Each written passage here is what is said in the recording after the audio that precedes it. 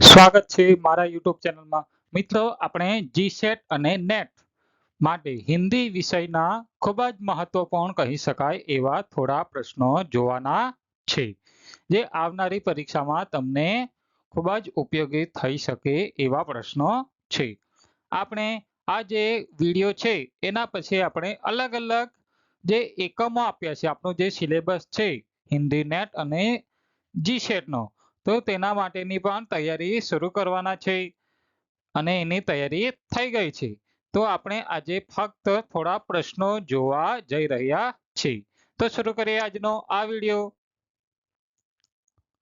प्रश्न एक है प्रश्न एक कौन सा है गोस्वामी तुलसीदास की रचना कवितावली किस भाषा की रचना है गोस्वामी तुलसीदास जो है उनकी रचना है कौन सी रचना है कवितावली कौन सी रचना है कवितावली तो उस कवितावली की भाषा कौन सी है अवधी भाषा है ब्रज भाषा है मैथिली भाषा है या बुंदेली भाषा है तो इन चार ऑप्शन दिए गए हैं ए है अवधी बी है ब्रज भाषा सी है मैथिली और डी है बुंदेली तो कवितावली की भाषा कौन सी है उत्तर देखते हैं कवितावली की भाषा है ब्रज भाषा कौन सी भाषा है ब्रज भाषा तो कवितावली जो तुलसीदास जी की रचना है उन्होंने ब्रज भाषा में कवितावली की रचना की थी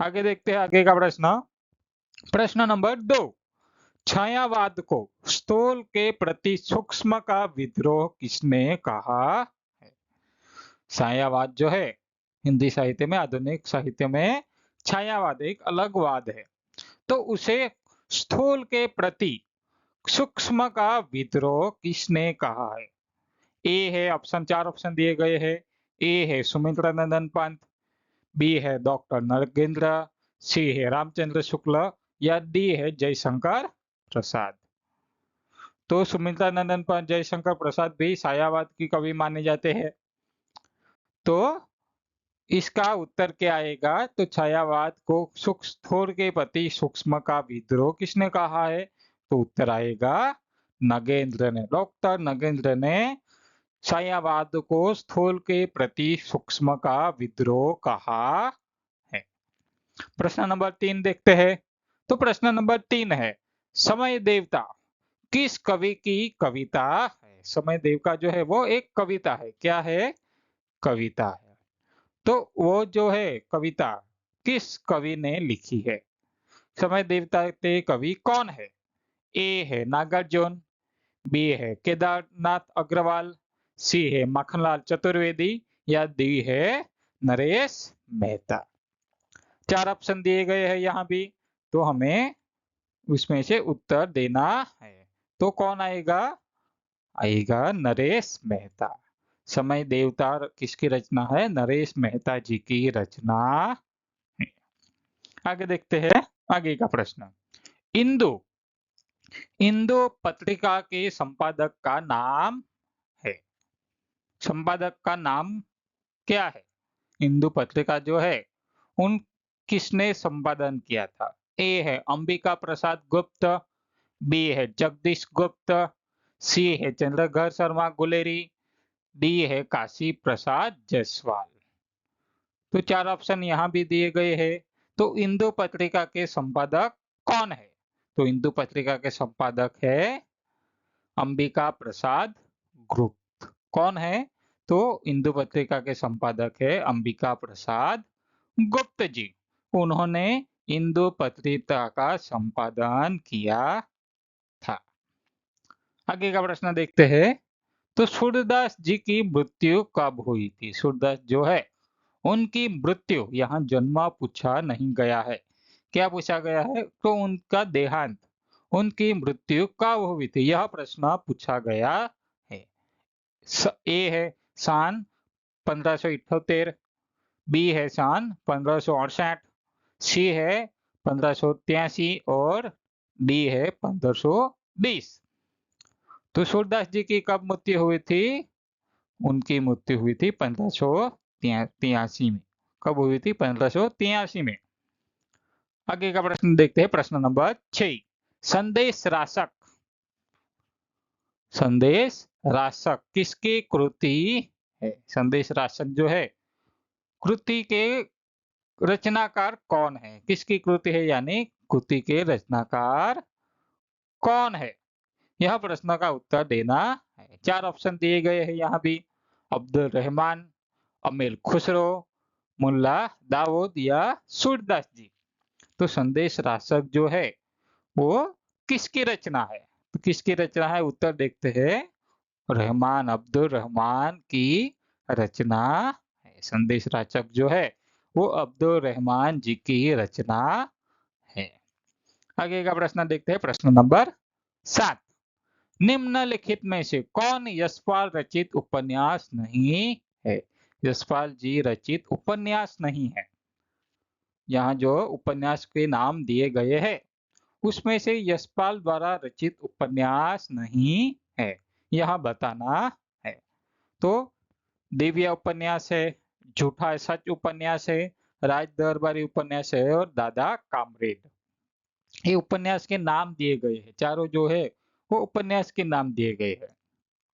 तो उसमें से कौन सी उपन्यास जो है वो यशपाल जी द्वारा रचित नहीं है, यह बताना है। तो कौन सा है?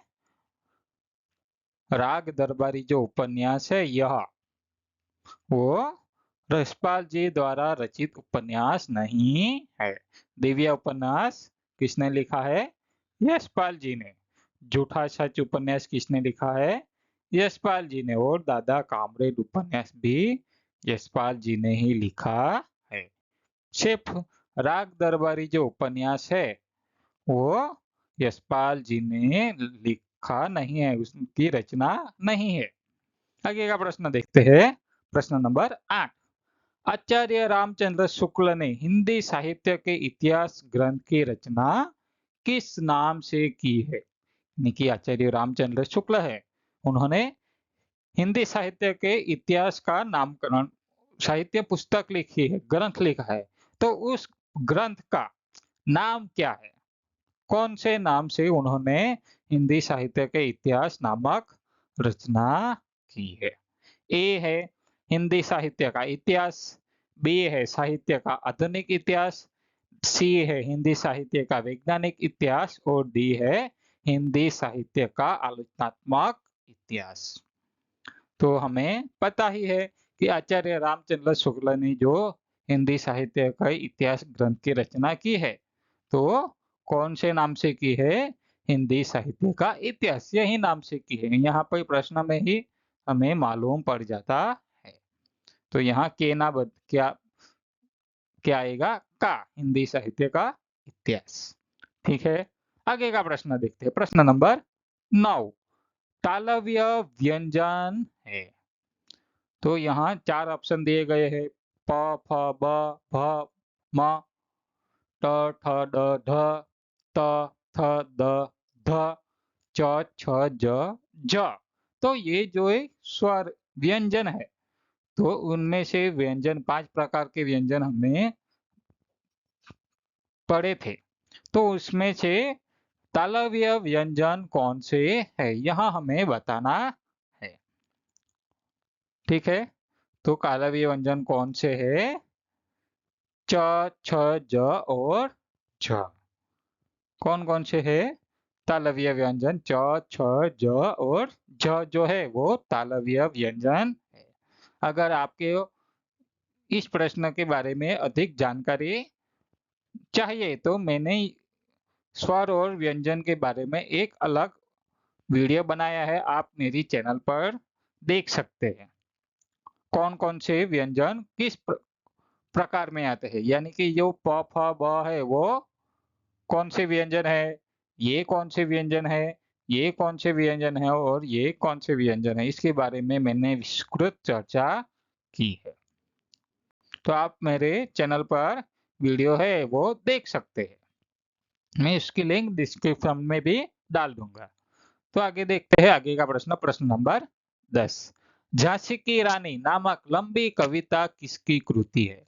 झांसी की रानी जो है वो लंबी कृति है, लंबी कविता है, तो उस कविता के रचनाकार कौन है, कवि कौन है? ए है रामधारी सिंह दिनकर, बी है सुभद्रा कुमारी चौहान, सी है महादेवी वर्मा या माखनलाल चतुर्वेदी। तो ये चारों ऑप्शन में से झांसी की रानी नामक लंबी कविता के कवि कौन है, यह हमें बताना है। कौन है? तो कौन है? सुभद्रा कुमारी चौहान जो है वो झांसी की रानी नामक लंबी कविता सुभद्रा कुमारी चौहान ने लिखी है। आगे का प्रश्न देखते हैं। प्रश्न नंबर 11, चीड़ों पर चांदनी किसका यात्रा वृतांत है? चीड़ों पर चांदनी नामक क्या है? यात्रा वृतांत। हमें यहाँ भी प्रश्न पूछ सकते हैं कि चीड़ों पर चांदनी जो कृति है उसका साहित्यिक विधेय कौन सी है, साहित्य प्रकार कौन सा है, यह भी प्रश्न हमें पूछ सकते हैं। तो हमें यहाँ दो प्रश्न के जवाब उत्तर मिल जाते हैं। तो सीढ़ों पर चांदनी जो है वो एक यात्रा वृतांत है, और यात्रा वृतांत के रचनाकार कौन है?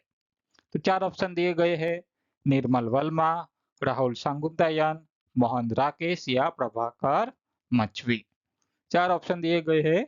तो चिड़ों पर चांदनी जो है किसका यात्रा वृतांत है? तो वो है निर्मल वर्मा जी का यात्रा वृतांत है। निर्मल वर्मा जी का है। किसका है? निर्मल वर्मा जी का। आगे का प्रश्न देखते हैं। भारतीय संविधान में राजभाषा ये किस अनुसूची में वर्णित है? यहाँ उत्तर तो हमें आना ही चाहिए। तो यह जो है वो हम बता सकते हैं कि अनुसूची नंबर 8 में है। किस अनुसूची में है? अनुसूची नंबर 8 में। आगे का प्रश्न देखते हैं। प्रश्न नंबर 13, देव और बिहारी नामक पुस्तक के लेखक कौन है? देव और बिहारी नामक पुस्तक जो है उसके लेखक कौन है? तो ए है लाला भगवान देव, बी है कृष्ण बिहारी मिश्र, सी है विश्वनाथ प्रसाद मिश्र या डी है महावीर प्रसाद मिश्र। तो देव और बिहारी नामक जो पुस्तक है उस पुस्तक के लेखक कौन है? तो उस पुस्तक के लेखक है कृष्ण बिहारी मिश्र जी। कौन है? कृष्ण बिहारी मिश्र जी है। उन्होंने देव और बिहारी नामक पुस्तक लिखी है। आगे का प्रश्न, मेरी जर्मन यात्रा के लेखक कौन है? मेरी जर्मन यात्रा जो है उस पुस्तक के लेखक कौन है?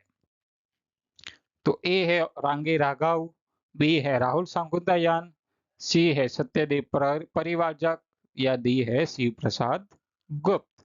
तो मेरी जर्मन यात्रा जो है उस पुस्तक के लेखक है सत्यदेव परिव्राजक। कौन है? सत्यदेव परिव्राजक।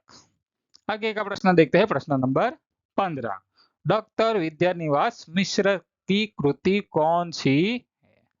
तो चार ऑप्शन दिए गए हैं। तो इस कृति चार ऑप्शन में से विद्यानिवास मिश्र की कृति कौन सी है, यहाँ हमें ढूंढना है, पता करना है। तो ए है आलोक पर्व, बी है कदम की फूली दाल, सी है रस आखे तक या डी है रस मीमांसा। तो निम्नलिखित जो चार ऑप्शन दिए गए हैं उसमें से विद्यानिवास मिश्र की कृति हमें ढूंढनी है। तो कौन सी है?